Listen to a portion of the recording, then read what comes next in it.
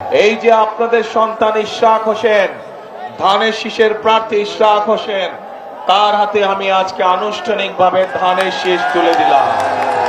আপনাদের এলাকার সন্তান, তারা বংশ পরস্পর, তারা এই এলাকার আসতে ভাই কথা শুন, আগে ভাই কথা শুন, কথা শুন, আগে কথা শুন, তারপর স্লোগান।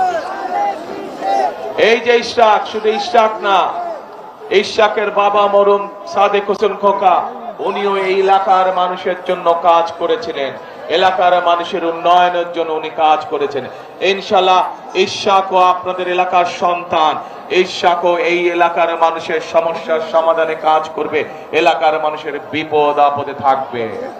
এই যে ইশরাক একটু আগে তার বক্তব্যে বলল যে এই এলাকায় মানুষের হাসপাতাল প্রয়োজন, সরকারি হাসপাতাল প্রয়োজন। যে হাসপাতালটি আছে এটি প্রতুল না, এটাকে আরো বড় করতে হবে। ইনশাআল্লাহ বাংলাদেশের মানুষের সমর্থনে বিএনপি আগামী দিনে সরকার গঠন করলে আমরা আপনাদের যে সরকারি হাসপাতাল আছে এই হাসপাতালকে ইনশাআল্লাহ আমরা শয্যা সংখ্যা বৃদ্ধি করব, যাতে এই এলাকার মানুষ সহজে চিকিৎসা সুবিধা পেতে পারে। প্রিয় ভাই বোনেরা, এই এলাকার আরেকটি বড় সমস্যা আছে। এই সমস্যা শুধু এই এলাকার নয়, এই সমস্যার সমগ্র ঢাকা শহরে, সেটি হচ্ছে বুড়িগঙ্গা নদী।